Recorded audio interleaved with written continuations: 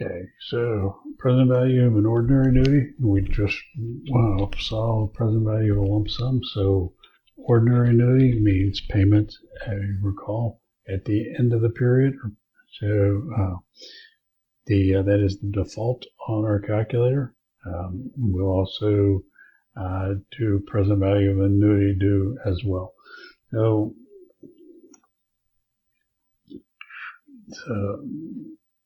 So present value of annuity is the present value of annuity with a given number of payments made at the end of the period.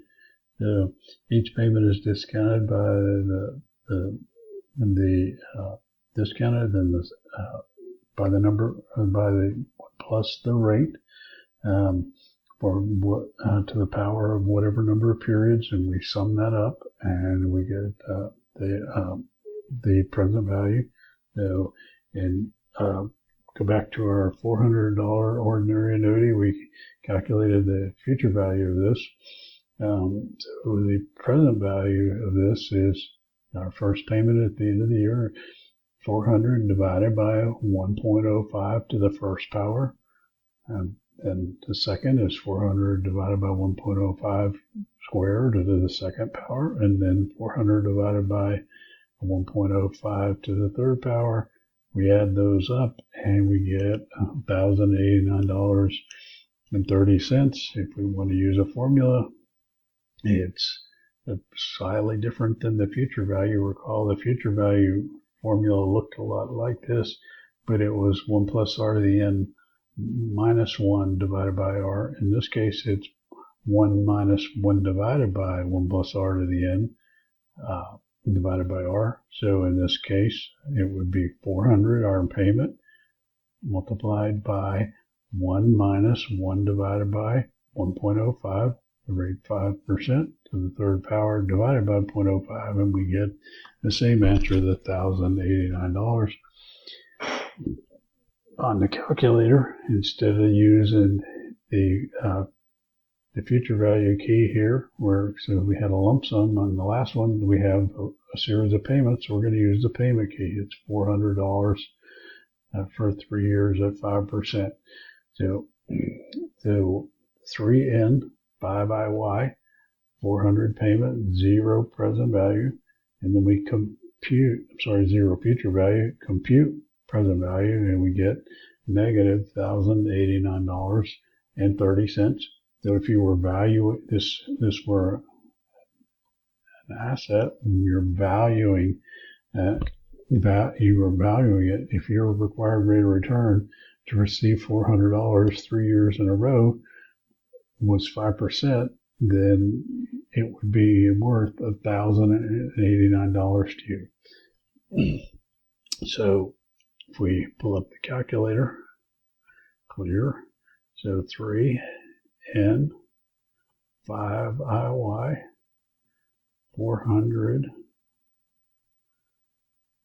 payment, 0 future value, compute PV, so negative $1,089.30. Yeah. Next, we're going to calculate an annuity due. The same annuity, but the payments are made at the beginning of the period instead of the end of the period. So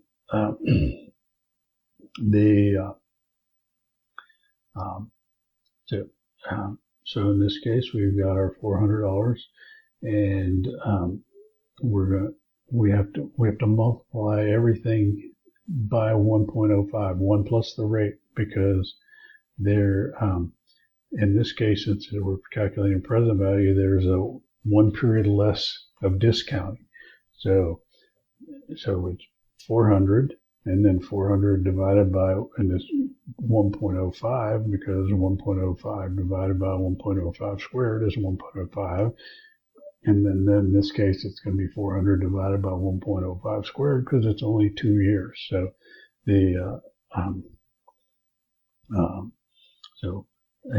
since we have 1 less period of discounting, the value is going to go up.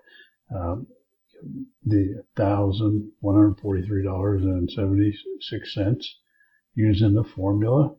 So just like before, except we're going to multiply it by 1.05. So 400 multiplied by 1 minus 1 divided by 1.05 to the third power divided by 0.05. Then we multiply it by 1.05. So on the calculator, we just have to switch to begin mode and hit compute.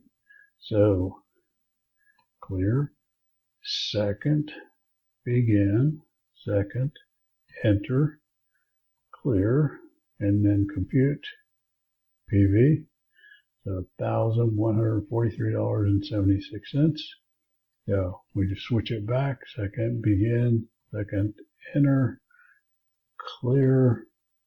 We're back in begin mode and compute PV. We have our old $1,089.30.